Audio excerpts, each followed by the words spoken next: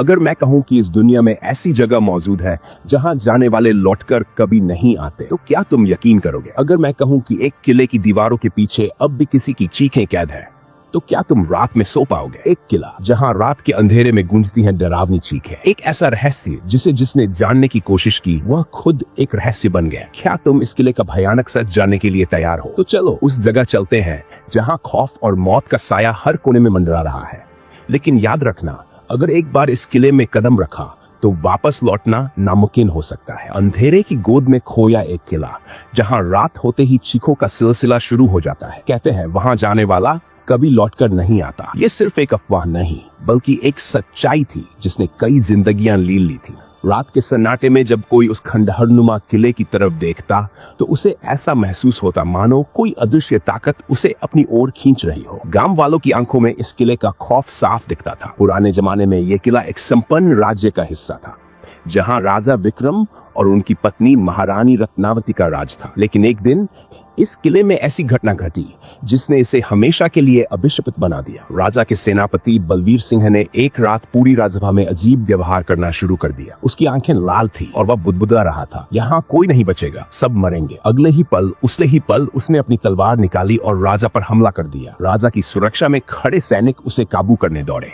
लेकिन जैसे ही उन्होंने सेनापति को रोका, उसकी आंखों से खून बहने लगा और वह जमीन पर गिर पड़ा। पूरी सभा में चीख पुकार मच गई। लेकिन सबसे ज्यादा भयावह बात तब हुई जब सेनापति का शव अचानक हवा में उठ गया और किले की ऊपरी मंजिल की तरफ चला गया। किसी ने नहीं देखा कि वह कहां गया, बस उसकी गूंजती हुई चीखें सुनी गई और उसके बाद गहरी खामोशी। इसके बाद किले में अजीब घटनाएं होने लगी। रानियों के कक्ष से हर रात किसी के रोने की आवाजें आती। सैनिकों के कमरों में कोई अदृश्य शक्ति दस्तक देती और जो कोई भी किले की सबसे ऊपरी मंजिल पर जाता वह कभी वापस नहीं आता। अंततः महारानी रत्नावती ने किला छोड़ने का फैसला किया, लेकिन जैसे ही उन्होंने किले के मुख्य द्वार से बाहर कदम रखा, उनकी चीख पूरे क्षेत्र में गूंज उठी। उनकी आंखें सफेद हो चुकी थीं, शरीर पत्थर जैसा सख्त हो गया था और उनके होंठों से बस एक ही शब्द निकला, वह वापस आ गया। आज भी जो कोई इस किले में कदम रखता है उसे अजीब आवाजें सुनाई देती हैं। लोगों का कहना है कि आधी रात के बाद किले की सबसे ऊपरी मंजिल पर एक परछाई दिखाई देती है जिसकी लाल चमकती आंखें हर किसी को अपनी ओर बुलाती हैं। लेकिन जो भी वहां जाता है उसका लौटना नामुमकिन हो जाता है।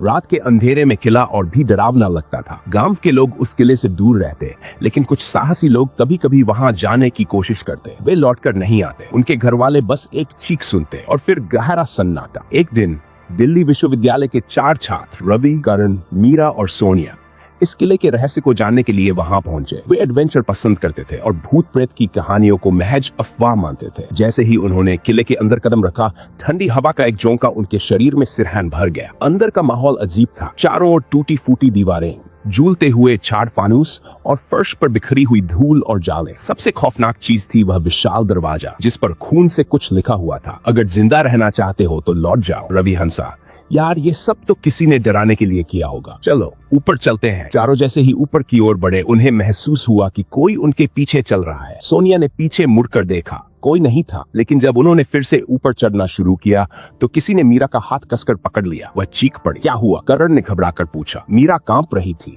किसी ने मेरा हाथ पकड़ा था, बहुत ठंडा, बर्फ जैसा ठंडा। सभी अब डर चुके थे, लेकिन वापस लौटना उनकी शान के खिलाफ था। वे सबसे ऊपरी मंजिल तक पहुंचे जहां से गांव का नजारा दिखता था। लेकिन जैसे ही उन्होंने वहां कदम रखा, दरवाजे खुद ब खुद बंद हो गए। चारों ने भागने की कोशिश की, लेकिन दरवाजे नहीं खुले। और तभी कमरे के कोने में एक परछाई उभरी। लाल चमकती आंखें, सिर से पैर तक काले धुएं से ढकी आकृति, वह हवा में तैर रही थी। और फिर एक गूंजती हुई आवाज आई, तुम्हें यहाँ नहीं आना चाहिए था। चारों ने दहशत में एक दूसरे को देखा। रवि ने हिम्मत कर पूछा, तुम कौन हो? आकृति ने धीरे धीरे सिर उठाया। उसकी लाल आंखें और भी चमकने लगी। फिर उसकी आवाज गूंजी, मैं सेनापति बलवीर सिंह, जिसने इस किले में हर आत्मा को कैद किया है। इतना सुनते ही कमरे में जोरदार झटके लगने लगे। दीवारें हिलने लगी और फर्श पर खून की दरारें उभरने लगी। मीरा जमीन पर गिर गई और उसकी आंखों से खून टपकने लगा। सोनिया चीख पड़ी, हमें यहाँ से निकलना होगा। लेकिन अब बहुत देर हो चुकी थी। दरवाजे बंद हो चुके थे और सेनापति की परछाई उन चारों की तरफ बढ़ रही थी। तभी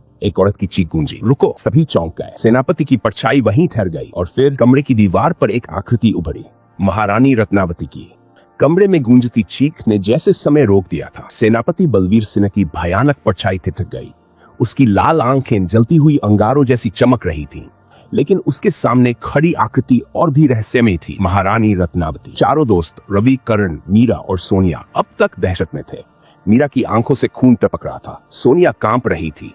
करण ने दरवाजा तोड़ने की कोशिश की, लेकिन दरवाजा पत्थर की तरह मजबूत था। महारानी रत्नावती ने आगे बढ़कर कहा, बलवीर, ये किला तुम्हारा नहीं है। तुमने जो पाप किए उनकी सजा भोगो। सेनापति की परछाई हंस पड़ी, उसकी गूंजती आवाज ने कमरे को हिला दिया। रत्नावती, तुम मुझे रोक नहीं सकती। मैं इस किले का स्वामी हूँ। जो भी यहाँ आएगा उसे मैं अपने साथ संभालूंगा। जो भी यहाँ आएगा उसे मैं अपने साथ संभालूंगा। तभी अचानक किले की दीवारों पर अजीब आकृतियां उभरने लगी, चीखते हुए चेहरों की। ये वे लोग थे जो इस किले में मारे गए थे।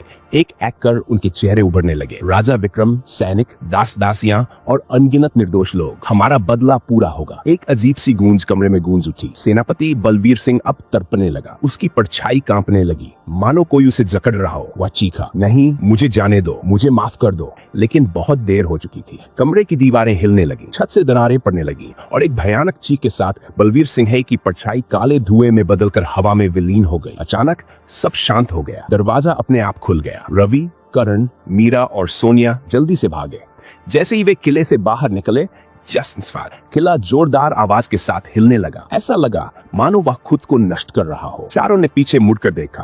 किले की ऊपरी मंजिल ध्वस्त हो चुकी थी। महारानी रत्नावती की आत्मा भी अब मुक्त हो चुकी थी। उनकी परछाई धीरे धीरे आसमान में घुल गई। रवि ने कांपती आवाज में कहा, यह किला अब कभी किसी को नुकसान नहीं पहुंचाएगा। करण ने धीरे से कहा, लेकिन क्या सच में यह खत्म हो गया? सोनिया ने कांपते हुए पीछे मुड़कर देखा। किले के मलबे में अब भी एक दरवाजा खड़ा था, बिल्कुल सही सलामत। उस दरवाजे के पीछे अंधेरा था और उस अंधेरे में दो लाल चमकती हुई आंखें अब भी देख रही थी। खत्म, या शायद नहीं।